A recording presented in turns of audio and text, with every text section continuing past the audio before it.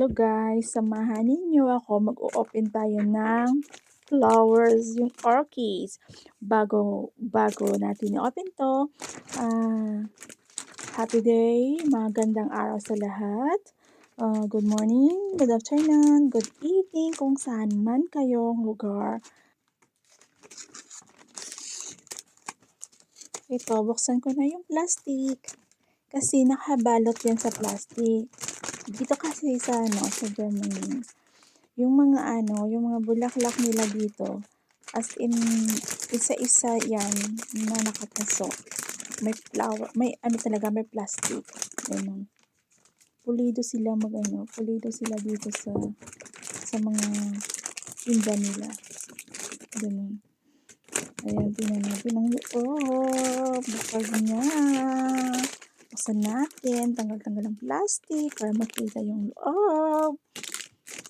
Ayan. Punta kasi ako ng mall. Tapos nakita ko doon, may bibilihin ako. Bili ata ko ng tinapay. Parang gano'n. Tapos nakita ko, ang daming display na dumating na bagong display doon. At gustong-gusto ko to kasi nga, ang flowers niya, ang lalaki. Ang lalaki talaga ng flowers na orchids na to. Grabe, as in. Yun. Kaya sabi ko, first time ko nakakita ng ganito. Kaya, go na. Go na tayo. Tapos ito, tingnan natin, ha. Tingnan natin yung paso.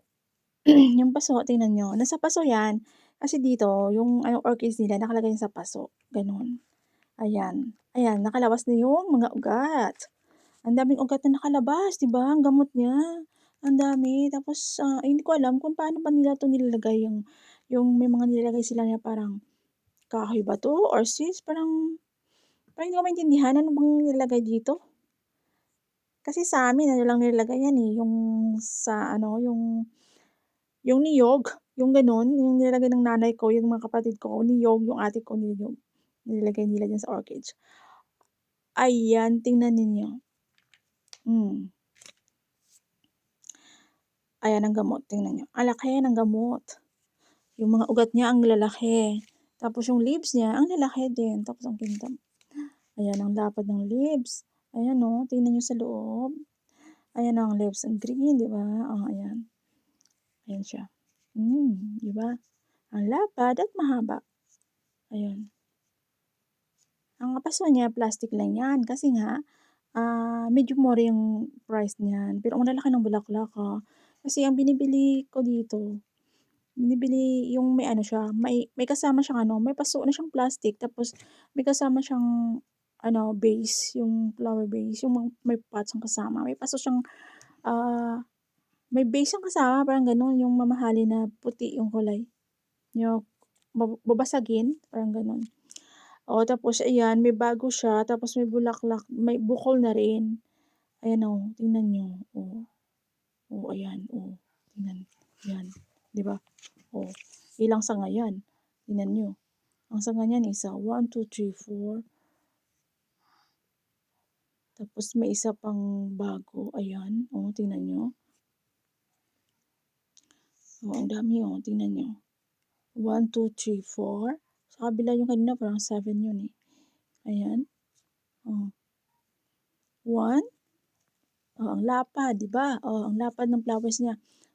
2, 3, 4, 5, 6, 7, 8, 9, 10, 11. 'Di ba ang dami. Ito naman sa kabila. 1, 2, 3, 4, 5, 6, 7. Kita niyo ang dami niya. Tapos pero yung price nito, yun nga sabi ko hindi siya gaano kamahal kasi nga yung base niya, yung paso niya is plastic lang, hindi siya double. Kasi yung binibili ko dati double siya. May siya, may base talaga siya na babasagin, gano'n. At ito, 'yan, napaka-fresh niya talaga, bagong dating sa mall. Sa mall kasi ako bumibili nito, sa labas ng grocery, yung shopping mall. Tapos ano rin, sobra ₱1,000 na rin ang ano nito, yung price niya, 'pag kinonvert sa piso, gano'n. Pero sigurado sa Pilipinas 'to sobrang mahal na 'to 'no, kasi nga 'di ba, ang laki ng flowers niya, tapos ang dami niya ng flowers, tapos ano, may paso pa siya, oh, ayan ang dami talagang gamot, at saka ang lalapad niya, ang leaves niya, ayan.